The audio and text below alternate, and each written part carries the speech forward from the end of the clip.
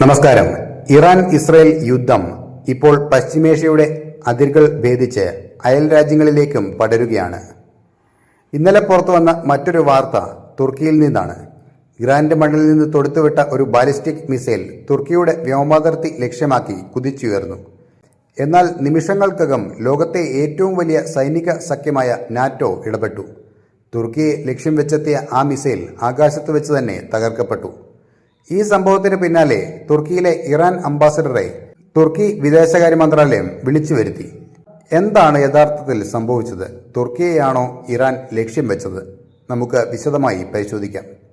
ഇന്നലെ ബുധനാഴ്ച ഇറാന്റെ ഉള്ളിൽ നിന്ന് തൊടുത്തുവിട്ട ഒരു ബാലിസ്റ്റിക് മിസൈൽ ഇറാഖും സിറിയയും കടന്ന് തുർക്കി ലക്ഷ്യമാക്കി വരുന്നത് നാറ്റോയുടെ റഡാറുകൾ കണ്ടെത്തി.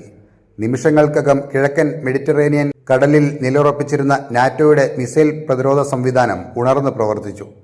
തുർക്കിയുടെ മണ്ണിൽ വീഴുന്നതിന് മുൻപ് തന്നെ ആ മിസൈലിനെ അവർ ആകാശത്ത് വെച്ച് വെടിവെച്ചിട്ടു.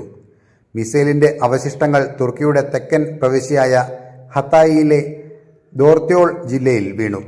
ഭാഗ്യവശാൽ ആർക്കും പരിക്കുകളോ നാശനഷ്ടങ്ങളോ റിപ്പോർട്ട് ചെയ്തിട്ടില്ല. ഒരു നാറ്റോ അംഗരാജ്യത്തിന് നേരെ ഇറാന്റെ ഭാഗത്തു നിന്നുണ്ടാകുന്ന ആദ്യത്തെ നേരിട്ടുള്ള ഭീഷണിയാണിത്. സംഭവം നടന്ന ഉടൻ തന്നെ തുർക്കി സർക്കാർ കർശനമായ നിലപാടാണ് സ്വീകരിച്ചത്. അങ്കാറയിലെ ഇറാൻ അംബാസഡർ മുഹമ്മദ് ഹസൻ ഹബീബുള്ള സാദയെ വിദേശകാര്യ മന്ത്രാലയം വിളിച്ചു വരുത്തി ശക്തമായ പ്രതിഷേധം അറിയിച്ചു. തുർക്കിയുടെ വിദേശകാര്യമന്ത്രി ഹക്കാൻ ഫിദാൻ നേരിട്ട് തന്റെ ഇറാനിയൻ കൗണ്ടർപാർട്ട് അബ്ബാസ് അരാക്ചിയെ ഫോണിൽ വിളിച്ച് മുന്നറിയിപ്പ് നൽകി. മേഖലയിലെ സംഘർഷം പടരുന്ന രീതിയിലുള്ള ഇത്തരം പ്രകോപനങ്ങൾ ഒട്ടും അംഗീകരിക്കാനാവില്ലെന്ന് തുർക്കി വ്യക്തമാക്കി. ഞങ്ങളുടെ ഭൂമിയും ആകാശവും സംരക്ഷിക്കാൻ ഞങ്ങൾക്കറിയാം.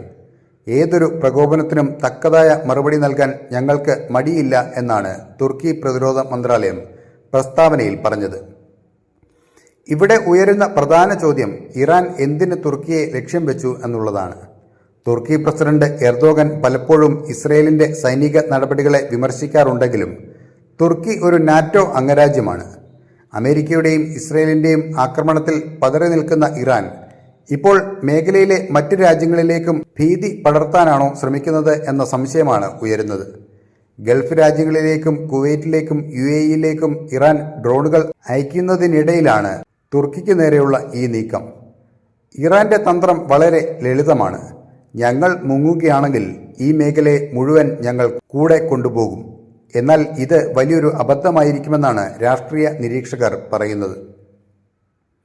അമേരിക്കൻ പ്രതിരോധ സെക്രട്ടറി പീറ്റ് ഹെക്സത്ത് ഈ സംഭവത്തെക്കുറിച്ച് പ്രതികരിച്ചു. തുർക്കിക്ക് നേരെയുള്ള ആക്രമണത്തെ നാറ്റോ ഗൗരവമായാണ് കാണുന്നത്. എങ്കിലും ഒരു പൂർണ്ണ യുദ്ധത്തിലേക്ക് നാറ്റോ പെട്ടെന്ന് നീങ്ങാൻ സാധ്യതയില്ല.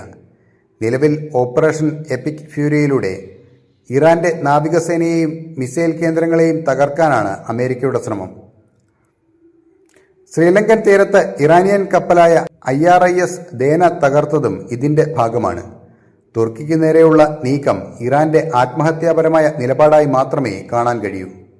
പശ്ചിമേഷ്യയിൽ ഒരു മഹായുദ്ധത്തിന്റെ കാർമേഘങ്ങൾ ഉരുണ്ടുകൂടുകയാണ്. തുർക്കിയും ഇറാനും തമ്മിലുള്ള നയതന്ത്ര ബന്ധം ഇപ്പോൾ ഏറ്റവും മോശം അവസ്ഥയിലാണ്. വരും ദിവസങ്ങളിൽ ഇറാൻ ഇതിന് എന്ത് മറുപടി നൽകും എന്നത് നിർണായകമാണ്. ഈ വിഷയത്തിലുള്ള നിങ്ങളുടെ അഭിപ്രായം കൂടി കമന്റിൽ രേഖപ്പെടുത്തുക. അപ്പോൾ മറ്റൊരു വാർത്തയുമായി വീണ്ടും കാണാം. നന്ദി.